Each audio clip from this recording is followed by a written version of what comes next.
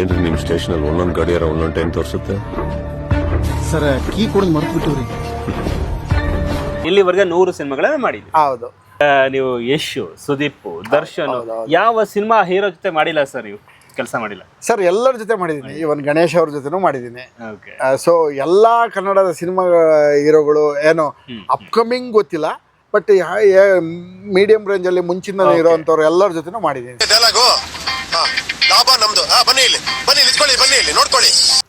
ಅದು ನಡೆದ ನಂತರ ಹೊಲೆಮಾರಿ ಹೊತ್ಕೊಂಡು ದರ್ಶನ್ ಅವರು ಬೇರೆ ಬೇರೆ ಬೀದಿಗಳಲ್ಲಿ ಬರ್ತಾರೆ, ಪೈಲ್ವಾನ್ರ ಬೀದಿ ದಾಟತ್ತೆ, ನೆಕ್ಸ್ಟ್ ಹಗ್ರಾರಕ್ಕೆ ಬರ್ತಾರೆ. ಆಗ ಒಂದು ಡೈಲಾಗ್ ಎಷ್ಟು ಪವರ್ಫುಲ್ ಆಗಿದೆ ಅಂದರೆ, ನನ್ನ ಜೀವಮಾನದಲ್ಲಿ ಒಂದು ದೊಡ್ಡ ಮೈಲುಗಲ್ಲು ಅಂತ ಹೇಳ್ಬೋದು.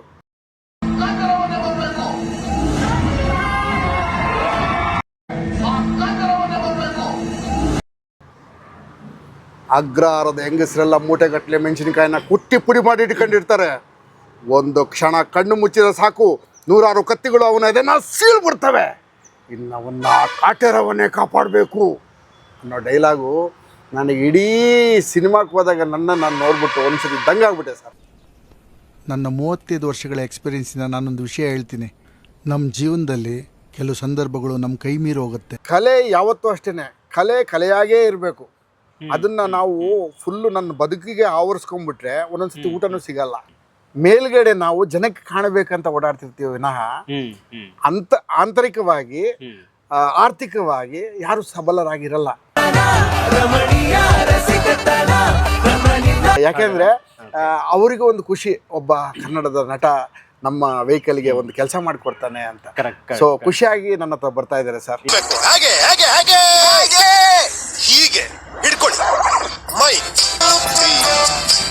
ನೀವು ಫಸ್ಟ್ ಸಿನಿಮಾ ಯಾವ್ದು ಮಾಡಿದ್ದೀರಿ ಸರ್? ನಾನು ಫಸ್ಟ್ ಸಿನಿಮಾ ಅಂದ್ರೆ ಯಜ್ಞ ಅಂತ ಮುರಳಿ ಅವ್ರದ್ದು ಸಿನಿಮಾದಲ್ಲಿ ಮಾಡಿದೆ. ಈಗ ನೀವು ನಂಬ್ತಿರೋ ಬಿಡ್ತಿರೋ, ನಮ್ಮ ಚಾಲೆಂಜಿಂಗ್ ಸ್ಟಾರ್ ಇದಾರಲ್ಲ ದರ್ಶನ್ ಅವ್ರು ನನ್ನ ಅಂಗಡಿಯ ಲೂನಾ ಕಸ್ಟಮರು. ಬೆಳೆದ ನಂತರ RDA6ಗೆ ನಾನು ಫಸ್ಟ್ 171 ನಂಬರ್ ಪ್ಲೇಟ್ ಮಾಡಿದವ್ ನಾನು. ಈ ಪ್ರಶಸ್ತಿಗಳೆಲ್ಲ ಇದಾವಲ್ಲ, ಅದು ಶೋಕೇಸ್ ಅಲ್ಲಿ ಇಡುವಂಥದ್ದು. ಆದ್ರೆ ಹೃದಯದ ಕಪಾಟಲ್ಲಿ ತುಂಬಾ ಪ್ರಶಸ್ತಿ ಇದೆ. ಅವರೇ ಒಂದ್ಸತಿ ಬುಲೆಟ್ ಪ್ರಕಾಶ್ಗೆ ನನ್ನ ಇಂಟ್ರೊಡ್ಯೂಸ್ ಮಾಡಿ, ಇವರು ರಂಜನ್ ಅವರು ಅಂತೇಳಿ ಅವರ ತೂಗುದೀಪ ಚಿತ್ರ ಇದೆಲ್ಲ ಅದು ನಾನೇ ಮಾಡಿದವ್. ವೀಕ್ಷಕರೇ, ನೀವು ನೋಡ್ತಿದ್ರ ರೈಟ್ ನ್ಯೂಸ್. ಇವತ್ತು ಕೂಡ ಒಬ್ರು ಕಲಾವಿದನ ಮಾತನಾಡಿಸ್ತೀನಿ. ಸುಮಾರು 100 ಸಿನಿಮಾಗಳನ್ನ ಮಾಡಿದ್ರು ಕೂಡ ಫುಟ್ಪಾತ್ ಅಲ್ಲಿ ಕೂತ್ಕೊಂಡು ಸ್ಟಿಕ್ಕರ್ ಅಂಟಿಸೋದು, ನಂಬರ್ ಪ್ಲೇಟ್ ಅಂಟಿಸೋದು ಕೆಲಸವನ್ನ ಮಾಡ್ತಾ ಇದ್ದಾರೆ. ಕಲಾವಿದರ ಬದುಕು ಇಷ್ಟೇನಾ? ಸುಮಾರು 100 ಸಿನಿಮಾ ದರ್ಶನ್ ಜೊತೆ ಮಾಡಿದ್ದಾರೆ, ಸುದೀಪ್ ಜೊತೆ ಆ್ಯಕ್ಟ್ ಮಾಡಿದ್ದಾರೆ, ಪ್ರಮೋದ್ ಶೆಟ್ಟಿ ಜೊತೆ ಮಾಡಿದ್ದಾರೆ, ರಿಷಬ್ ಶೆಟ್ಟಿ ಜೊತೆ ಆ್ಯಕ್ಟ್ ಮಾಡಿದ್ದಾರೆ, ಎಷ್ಟು ಜೊತೆ ಆ್ಯಕ್ಟ್ ಮಾಡಿದ್ದಾರೆ. ಆದರೂ ಕೂಡ ಫುಟ್ಪಾತಲ್ಲಿ ಕೂತ್ಕೊಂಡು ರೇಡಿಯಂ ಅಂಟಿಸೋದು, ಸ್ಟಿಕ್ಕರ್ ಅಂಟಿಸೋದು, ಕೂಲಿ ಪೇಪರ್ ಅಂಟಿಸೋದು, ಯಾಕೆ ಈ ಜೀವನ?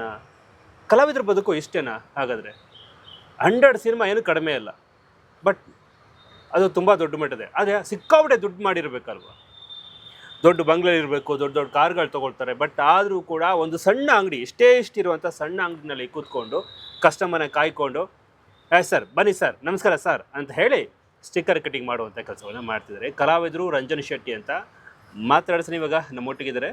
ಸರ್ ನಮಸ್ಕಾರ. ನಮಸ್ಕಾರ ಸರ್. ಹೇಗಿದ್ರಿ ಸರ್? ಚೆನ್ನಾಗಿದ್ದೀನಿ ಸರ್. ನಿಮ್ಮ ಮೀಸೆ ತುಂಬ ಚೆನ್ನಾಗಿದೆ ಸರ್. ಇದು ಒಂದು ಕ್ಯಾರೆಕ್ಟ್ರಿಗೋಸ್ಕರ ನಾನು ಮಾಡ್ಕೊಂಡಿರೋದು. ನಾನು ನಿಜವಾಗ್ಲೂ ಈ ಥರ ಓಡಾಡಲ್ಲ. ಹೌದಾ? Yes sir, yes sir. ನೀವು ನೋಡಿದ್ರೆ ಭಯ ಆಗ್ಬಿಡುತ್ತೆ ಸರ್ ಒಂದ್ಸಲ. ಸರ್ ಆ್ಯಕ್ಚುಲು ಭಯ ನಿಮ್ಗೆ ಆಗತ್ತಷ್ಟೇ, ಒಳಗಡೆ ಆ ಥರದ್ದು ಏನೂ ಇಲ್ಲ. ಅಲ್ಲ ಹೇಳಿದ್ದು ಆ್ಯಕ್ಚುಲಿ ನೀವು ನೋಡಿದ್ರೆ ರಗ್ಗಡ್ಡಾಗಿದ್ರ, ಮೀಸೆ ತಿರುಗಿಸ್ಕೊಂಡು ಒಂದ್ಸಲ ವಾಯ್ಸ್ ಓವರ್ಲಿ ಡೈಲಾಗ್ ಕೊಟ್ಬಿಟ್ಟ ಅಂದರೆ. ಅಲ್ಲ, ನೀವು ಹೇಳ್ತಿರೋದು ನಿಜ.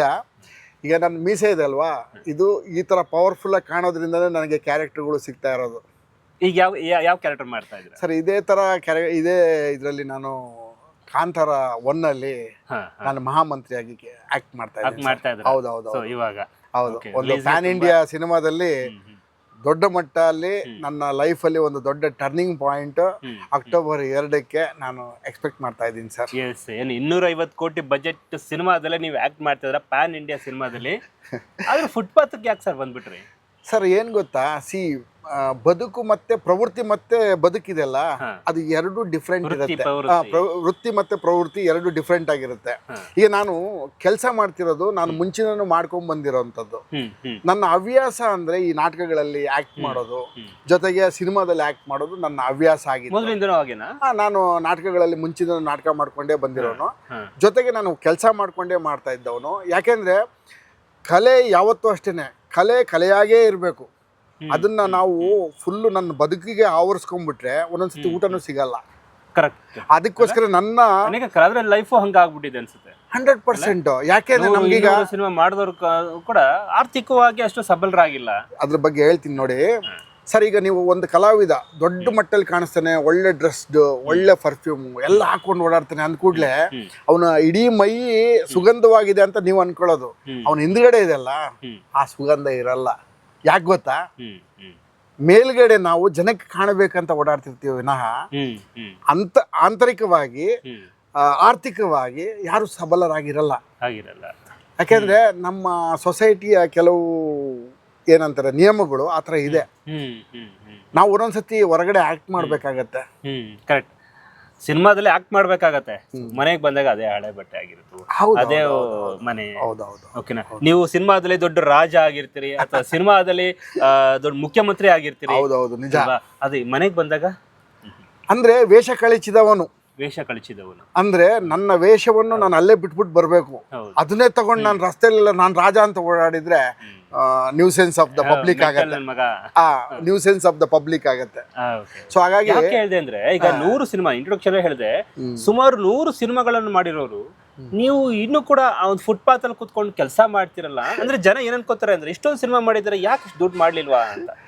ಒಂದಷ್ಟು ನಿರರ್ಗಳವಾಗಿ ಮಾತನಾಡುವ ಸರ್. ಈಗ ನೀವು ಹೇಳಿದ್ದು ತುಂಬ ಚೆನ್ನಾಗಿದೆ. ನನ್ನ ಕೆಲಸನ ನಾನು ಮಾಡ್ತಾ ಇದ್ದೀನಿ, ನಾನು ಅದರಲ್ಲಿ ತೃಪ್ತಿ ಇದೆ. ಜೊತೆಗೆ ಸಿನಿಮಾದಲ್ಲೇ ಆ್ಯಕ್ಟ್ ಮಾಡೋದ್ರಿಂದ ನನಗೊಂದು ಆತ್ಮತೃಪ್ತಿ ಇದೆ. ಸೊ ನೀವು ಹೇಳಿದ್ರ ನಿಜ. ಜನ ಎಲ್ಲ ತಿಳ್ಕೊಂಡಿರೋದು ಏನಂತಂದರೆ ಒಬ್ಬ ಆರ್ಟಿಸ್ಟು ಇಷ್ಟೆಲ್ಲ ಸಿನಿಮಾ ಮಾಡಿದ್ದಾನೆ, ದೊಡ್ಡ ಬಂಗ್ಲೆಯಲ್ಲಿ ಇರ್ತಾನೆ, ದೊಡ್ಡ ಕಾರಲ್ಲಿ ಓಡಾಡ್ತಾನೆ. ನಾನು ಆ ಕಾರಲ್ಲಿ ಓಡಾಡಿದ್ರು ಆ ಕಾರ್ಗಳಿಗೆ ನಾನು ಕೆಲಸ ಮಾಡ್ತಾ ಇದ್ದೀನಿ sir. So that is the greatness. ಏನ್ ಕೆಲಸ ಮಾಡ್ತಾ ಇದ್ರೆ ಹೇಳಿ? ನಾನು ಯಾಕೆಂದ್ರೆ ನಾನು ಬೇಸಿಕಲಿ ನಂದು ಡಿಪ್ಲೊಮಾ ಇನ್ ಮೆಕ್ಯಾನಿಕಲ್.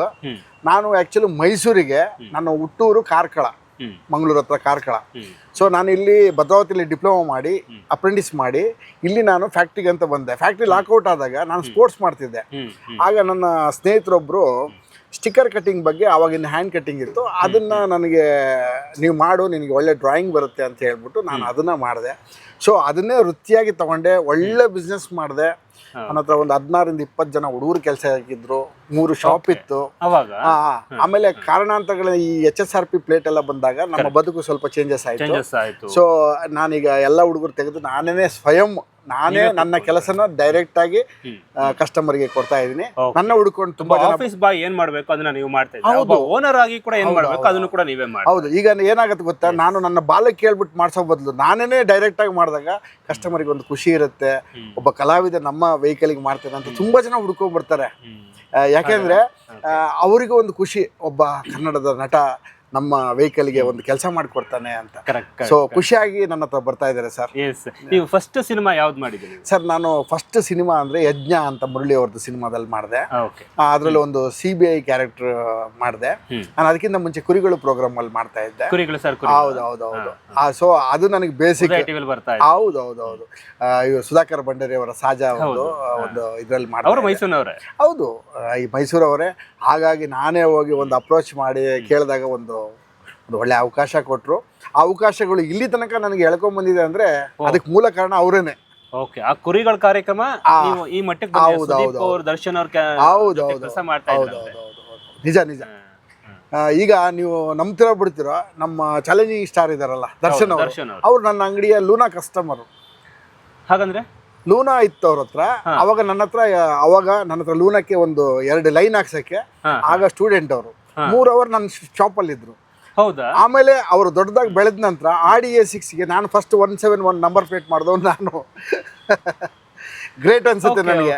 ನೋಡಿ, ಅವ್ರ ಫಸ್ಟ್ ಸಿನಿಮಾ ಲೂನಾದಲ್ಲೂ ಕೂಡ ನೀವು ಕೆಲಸ ಮಾಡಿ. ಹೌದು. ಈಗ RD A6 ಕೂಡ ನೀವು ಕೆಲಸ ಮಾಡಿ. ಹೌದು. ಅವ್ರ ಸಿನಿಮಾದಲ್ಲೂ ನೀವು ಆಕ್ಟ್ ಮಾಡಿದಿರಿ. ಹೌದು. ಈಗ ಕಾಟೇರದಲ್ಲೂ ನಾನೊಂದು ಜಮೀನ್ದಾರನ ಕ್ಯಾರೆಕ್ಟರ್ ಮಾಡಿದ್ದೀನಿ. ಪವರ್ಫುಲ್ ಕ್ಯಾರೆಕ್ಟರ್, ನನಗೆ ಒಳ್ಳೆ ಹೆಸರು ಕೊಟ್ಟಿದೆ. ಹಾಗೆ ಸುದೀಪ್ ಸರ್ ಅವರ ಸಿನಿಮಾದಲ್ಲಿ ವಿಕ್ರಾಂತ್ ರೋಣದಲ್ಲೂ ಒಂದು ಒಳ್ಳೆ PC ಕ್ಯಾರೆಕ್ಟರ್ ಮಾಡಿದ್ದೀನಿ. ಅದು ನಂಗೆ ಒಳ್ಳೆ ಹೆಸರು ಕೊಟ್ಟಿದೆ. ಮತ್ತೆ ರಿಷಬ್ ಶೆಟ್ಟಿ ಸರ್ ಅವರದ್ದು ಲಾಫಿಂಗ್ ಬುದ್ಧದಲ್ಲಿ ಒಂದು ಒಳ್ಳೆ ಕ್ಯಾರೆಕ್ಟರ್ ಮಾಡಿದ್ದೀನಿ. ಅದಕ್ಕಂತೂ ಹೌದೌದು. ನನಗೆ ಎಲ್ಲಿಂದ ಇಂಗ್ಲೆಂಡ್ ಇಂದ ಫೋನ್ ಮಾಡಿ ಮಾತಾಡಿದ್ರು, ನಿಮ್ಮ ಪಾತ್ರ ಅದ್ಭುತವಾಗಿ ಮಾಡಿದೀರಾ ಅಂತ. ನೋಡಿ, ಯಾವ ಪ್ರಶಸ್ತಿ ಮುಖ್ಯ ಅಲ್ಲ, ಅವರೊಂದು ಫೋನಲ್ಲಿ ನನಗೆ ಮಾತಾಡಿದ್ರಲ್ಲ, ಅದು ನನಗೆ ಇಲ್ಲಿ ಹಾರ್ಟ್ಗೆ ಟಚ್ ಆಗಿದೆ ಸರ್. ಹಾರ್ಟಿಗೆ ಟಚ್ ಆಗಿದೆ ಇದ್ರಿಗೆ ಅದೊಂದು ಸ್ಯಾಟಿಸ್ಫ್ಯಾಕ್ಷನ್ ನೋಡಿ, ಅದು ಅದ್ಭುತ ಸರ್. ಒಂದು ವಿಷಯ ಹೇಳ್ತೀನಿ, ಈ ಪ್ರಶಸ್ತಿಗಳೆಲ್ಲ ಇದಾವಲ್ಲ ಅದು ಶೋಕೇಸಲ್ಲಿ ಇಡುವಂಥದ್ದು. ಕರೆಕ್ಟ್. ಆದರೆ ಆ ಚಪ್ಪಾಳೆ ಮತ್ತೆ ಆ ಫೋನಲ್ಲಿ ನನಗೆ ಮಾತಾಡ್ತಾರಲ್ಲ, ಅದು ನನ್ನ ಹಾರ್ಟ್ ಒಳಗಡೆ ಇರೋ ಶೋಕೇಸಲ್ಲಿ ಇಡೋವಂಥದ್ದು. ಎರಡೇ ಡಿಫ್ರೆನ್ಸು. ಪ್ರಶಸ್ತಿ ಕೊಡ್ತಾರಲ್ಲ ಅದನ್ನ ಶೋಕೇಸಲ್ಲಿ ಇಡೋದು. ಇವರು ಕೊಟ್ಟಿರೋದು ಡೈರೆಕ್ಟ್ ಕೊಟ್ಟಿರೋ ಪ್ರಶಸ್ತಿ ಇದೆಯಲ್ಲ, ಮಾತಿನಲ್ಲಿ, ವಿಷಲಲ್ಲಿ, ಕ್ಲಾಪಲ್ಲಿ, ಅದನ್ನ ಹೃದಯದಲ್ಲಿರೋ ಕಪಾಟಲ್ಲಿ ಇಟ್ಕೊಳ್ಳೋಂಥದ್ದು. ಎಷ್ಟು ಪ್ರಶಸ್ತಿಗಳು ಇಟ್ಕೊಂಡಿದ್ರಿ ಸರ್? ಎಷ್ಟು ಲಕ್ಷ ಪ್ರಶಸ್ತಿಗಳು ಇಟ್ಕೊಂಡಿದ್ರ ನೋಡಿ. ನನಗೆ ಹೊರಗಡೆ ಪ್ರಶಸ್ತಿ ಕಮ್ಮಿ, ಆದರೆ ಹೃದಯದ ಕಪಾಟಲ್ಲಿ ತುಂಬಾ ಪ್ರಶಸ್ತಿ ಇದೆ. ಅದನ್ನ ಯಾರಿಗೂ ತೋರ್ಸಕ್ಕಾಗಲ್ಲ, ಯಾಕಂದ್ರೆ ಅದು ನನ್ನ ಆತ್ಮತೃಪ್ತಿ. ನಿತ್ಯ ಬರ್ತಾ ಇರುತ್ತೆ. ಹೌದು, ನಿಜ ನಿಜ. ಈಗ ನಾನು ಕೆಲಸ ಮಾಡ್ಬೇಕಾದ್ರೆ ಒಬ್ಬ ಬಂದು ಹೇಳ್ತೇನೆ, ಮಹಾದೇವದಲ್ಲಿ ನೀವು ಮಾಡಿದೀರಾ ಕ್ಯಾರೆಕ್ಟ್ರು, ತುಂಬಾ ಚೆನ್ನಾಗಿತ್ತು ಅಂದಾಗ ನನಗೊಂಥರ ಆತ್ಮತೃಪ್ತಿ ಆಗತ್ತೆ. ಸೊ ಪ್ರತಿ ದಿವಸನೂ ನನಗೆ ಒಂದು ಎಂಜೈಮ್ಸ್ ಅಂದ್ರೆ ಒಂದು ಸ್ಪೆಷಲ್ ಡೋಸ್ ಕೊಟ್ಟಾಗೆ, ಇಂಜೆಕ್ಷನ್ ಕೊಟ್ಟಾಗೆ. ಈ ಕೆಲವರಿಗೆ ಸ್ಟಿರಾಯ್ಡ್ ತಗೋತಾರೆ ಅಂತಾರಲ್ಲ, ನಾನು ಕಲೆಯ ಸ್ಟಿರಾಯ್ಡ್ ಅಲ್ಲ, ನಾನು ಕಲೆಯ ಸ್ಟಿರಾಯ್ಡ್ ತಗೋತಾ ಇದ್ದೀನಿ. ಸೊ ಅವಾಗ ನಿಮ್ಗೆ ಸುಸ್ತು ಆಗಲ್ಲ? ನಿಜವಾಗ್ಲೂ ಹೇಳ್ತೀನಿ ಕೇಳಿ, ನಾನು ಎಷ್ಟೋ ಸತಿ ಕೆಲಸ ಮಾಡ್ಬೇಕಾದ್ರೆ ನನ್ನ ಮನಸ್ಸಲ್ಲಿ ಕೆಲವು ಸಿನಿಮಾದ ಆಕ್ಟಿಂಗ್ ಮಾಡಿರೋದು, ಆಮೇಲೆ ಆ ಒಡನಾಟಗಳು, ಜನಗಳು, ಇದೆಲ್ಲ ನೋಡಿದಾಗ ನಾನು ಕೆಲಸ ಮಾಡ್ತಿದ್ದೆ, ನನ್ನ ಕೆಲಸನೇ ಅನ್ಸಲ್ಲ, ಸುಸ್ತು ಅನ್ನೋದೇ ಕಾಣಿಸಲ್ಲ, ಸ್ಟ್ರೈನೇ ಇಲ್ಲ. ಸೊ ಆ ಟೈಮ್ನಲ್ಲಿ ಅದೊಂಥರ ತೃಪ್ತಿ. ಅದನ್ನ ನಾವು ಈಗ ಬಾಯಲ್ಲಿ ಹೇಳಕ್ ಬರಲ್ಲ, ಆ ಥರ ಇದೆ. ಅದು ತುಂಬಾ ಚೆನ್ನಾಗಿರುತ್ತೆ. ಅದು ಆಸ್ವಾದಿಸಿದವನಿಗೆ ಮಾತ್ರ ಗೊತ್ತು. ಕರೆಕ್ಟ್. ಅದು ನಾನೊಬ್ಬ. ಈಗ ದರ್ಶನ್ ಅವರ ಒಂದು ಲೂನಾ ಫಸ್ಟ್ ಅವ್ರ ತಂದೆ ಓಡಿಸ್ತಾ ಇದ್ರು, ಕೊನೆಗೆ ಅವರು ಇನ್ನೂ ಕೂಡ ಲೂನಾ ಇಟ್ಕೊಂಡಿದ್ದಾರಂತೆ. ಹೌದು, ಇದೆ.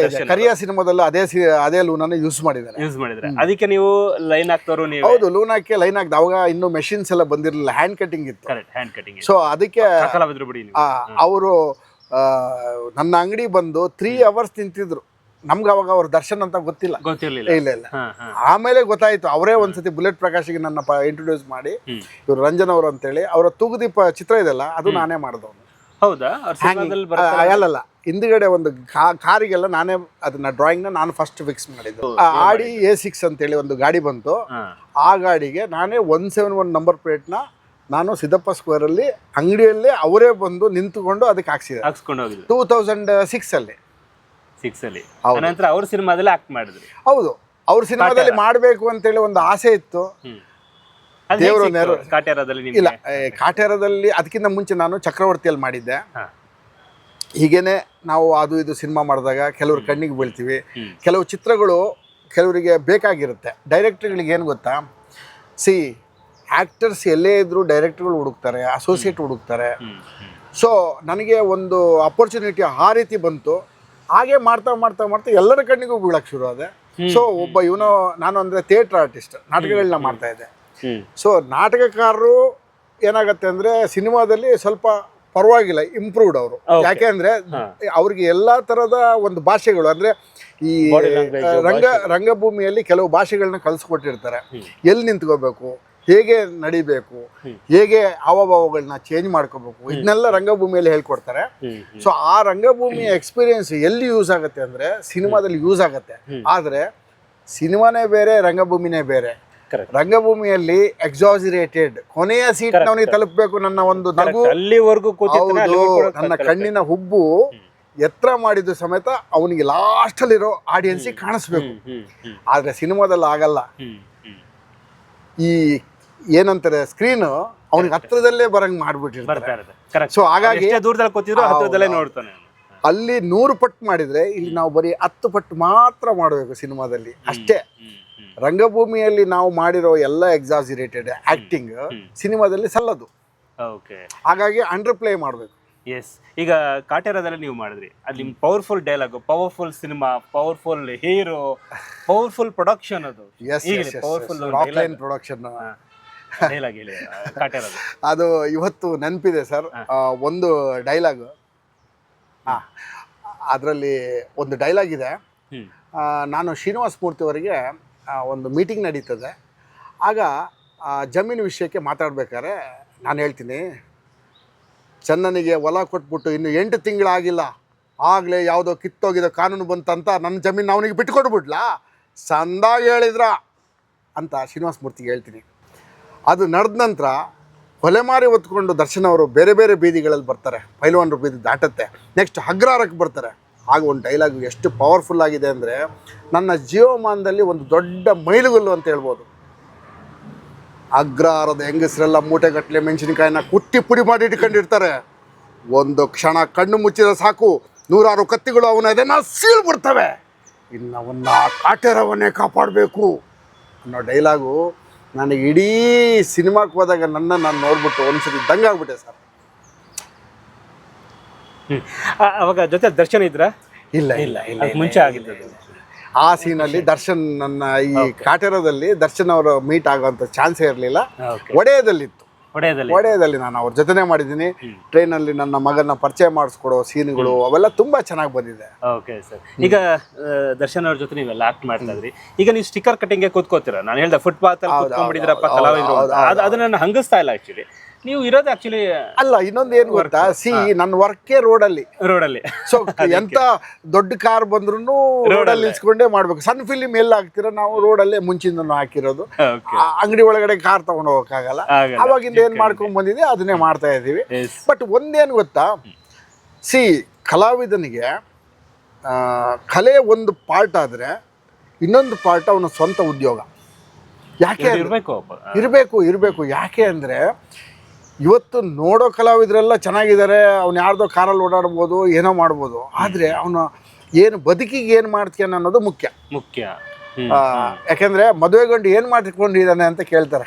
ಕರೆಕ್ಟ್. ಆ ಥರ ಆರ್ಟಿಸ್ಟ್ ಅಂದ ಕೂಡಲೇ ಸರಿ ನೀವು ಉದ್ಯೋಗ ಏನು ಮಾಡ್ಕೊಂಡಿದ್ದೀರಾ ಅಂತ ಕೇಳ್ತಾರೆ. Correct. Okay, cinema actor okay, serial actor okay, ಆದರೆ ಜೀವನಕ್ಕೆ ಏನು ಮಾಡ್ಕೊಂಡಿದ್ದೀರಾ ಅಂತ ಕೇಳ್ತಾರೆ. ಈ ಪ್ರಶ್ನೆಗಳು ಪ್ರತಿಯೊಬ್ಬರು ಕೇಳ್ತಾರೆ. ನಾವು ಇಷ್ಟೆಲ್ಲ ಮಾಡಿದ್ರು ನಮ್ಮ ಹತ್ರ ಕೇಳ್ತಾರೆ, ಅಲ್ಲ ಸಿನಿಮಾದಲ್ಲೆಲ್ಲ ಕರೆಕ್ಟಾಗಿ ದುಡ್ಡು ಬರುತ್ತಾ, ಕರೆಕ್ಟ್ ಹೆಂಗೆ ಪರವಾಗಿಲ್ವಾ ಅಂತ ಕೇಳಿದಾಗ ನಾವು ಹೇಳ್ತೀವಿ ನನ್ನ ಒಂದು ಉಪವೃತ್ತಿ ಇದೆ, ಅದರಿಂದ ನಾನು ಜೀವನ ನಡೆಸ್ತಾ ಇದ್ದೀನಿ ಅಂತ ನಾನು ಹೇಳ್ತೀನಿ. ಒಳ್ಳೆ ಸಿನಿಮಾದಲ್ಲಿ ಕರೆಕ್ಟಾಗಿ ದುಡ್ಡು ಬರುತ್ತಾ? ನೋಡಿ ಸರ್, ಒಂದು ವಿಷಯ ಗೊತ್ತಾ, ಪ್ರಾಂಪ್ಟಾಗಿ ಹೇಳ್ಬೇಕಂದ್ರೆ ನಮ್ಮ ಅಂಡರ್ವೇರ್ ಕಲರ್ ಕೇಳಬಾರ್ದು ನೀವು. ಅರ್ಥ ಆಯ್ತಾ? ದಟ್ ಈಸ್ ದ ಪರ್ಸನಲ್ ಅಂತೀವಿ. ಅಂದರೆ ಒಳಗುಟ್ಟುಗಳನ್ನ ನಾನು ನಿಮಗೆ ಬಿಟ್ಕೊಟ್ರೆ ನನಗೆ ಮುಂದೆ ಚಾನ್ಸ್ ಸಿಗ್ಬೋದೋ ಇಲ್ವೋ ಗೊತ್ತಿಲ್ಲ. ಕರೆಕ್ಟಾಗಿ ಹೇಳಿದ್ವಿ. ಹಾಗಾಗಿ ಯಾಕೆಂದ್ರೆ ಯಾಕೆ ಕೇಳಿದೆ ಅಂದ್ರೆ, ಎಷ್ಟೋ ಕಲಾವಿದರು ಅನೇಕ ಸಿನಿಮಾಗಳಲ್ಲಿ ಮಾಡ್ತಾರೆ, ಇನ್ನು ಚೆಕ್ಗಳು ಬಂದಿಲ್ಲ, ಕೆಲವೊಂದು ಚೆಕ್ ಬೌನ್ಸ್ ಆಗಿರುತ್ತೆ, ಕೆಲವೊಂದ್ಸಲ ಇವತ್ತು ಕನ್ವಿನ್ಸ್ ದುಡ್ಡು ಕೊಟ್ಟಿದ್ದೀನಿ, ನೆಕ್ಸ್ಟ್ ನಿಮಗೆ ದುಡ್ಡು ಕೊಡ್ತೀನಿ ಅಂತ ಹೇಳ್ತಾರೆ, ಆಮೇಲೆ ಕೊಡಲ್ಲ. ಕೇಳಿದ್ರೆ ನೆಕ್ಸ್ಟ್ ಸಿನಿಮಾಗ ಅವರು ಹಾಕಲ್ಲ. ಅಕಸ್ಮಾತ್ ಕೇಳಿದಾಗ ಫೋರ್ಸ್ ಮಾಡಿ ಅವರು ಹಣ ಕೊಟ್ಟಾಗ ನೆಕ್ಸ್ಟ್ ಸಿನಿಮಾ ನಿಮ್ ಸೆಲೆಕ್ಟ್ ಮಾಡಲ್ಲ. ಸೊ ಈ ತರದೆಲ್ಲ ಕೆಲವೊಂದೆಲ್ಲ ಇರುತ್ತೆ.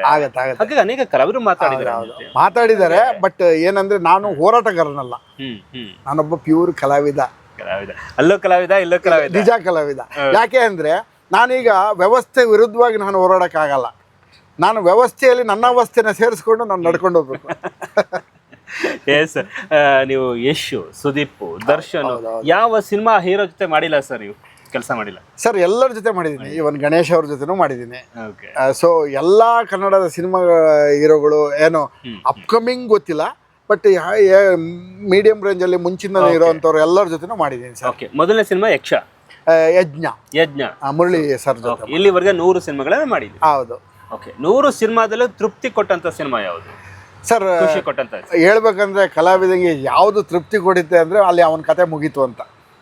ತೃಪ್ತಿ ಅನ್ನೋದು ಏನು ಹೇಳಿ, ಈಗ ಊಟ ಮಾಡ್ತೀವಿ, ಫುಲ್ಲು ಊಟ ಮಾಡಿದ ನಂತರ ಆ ತಟ್ಟೆನ ಇನ್ನೊಂದ್ಸತಿ ನೋಡಲ್ಲ. ಸೊ ಹಾಗೆ ಕಲಾವಿದ ಇವತ್ತು ನನಗೆ ಮುಗೀತು, ಸಖತ್ ತೃಪ್ತಿ ಕೊಟ್ಟಿದೆ ಸರ್ ಅಂದ್ರೆ ಅವ್ನು ರಿಟೈರ್ಡ್ ಅಂತ ಅರ್ಥ. ನನಗೆ ತೃಪ್ತಿ ಕೊಟ್ಟಿಲ್ಲ ಸರ್. ಈಗ ದರ್ಶನ್ ಜೊತೆ ನೀವು ಕಾಟೇರದಲ್ಲಿ ಮಾಡಿದ್ರಿ, ಇನ್ನೊಂದು ಯಾವ್ದು ಹೇಳಿ? ಹೌದು, ಅದೆಲ್ಲ ಮಾಡಿದ್ರಿ. ಸೊ ಆ ಒಂದು ಕೆಮಿಸ್ಟ್ರಿ ಇಲ್ಲ ಹೇಗೆ ಅವ್ರನ್ನ? ಈಗ ಇನ್ನೊಂದು ಸಿನಿಮಾದಲ್ಲಿ ದರ್ಶನ್ ಭೇಟಿ ಮಾಡುವಂತ ಚಾನ್ಸಸ್ ಸಿಕ್ತು ನಿಮಗೆ?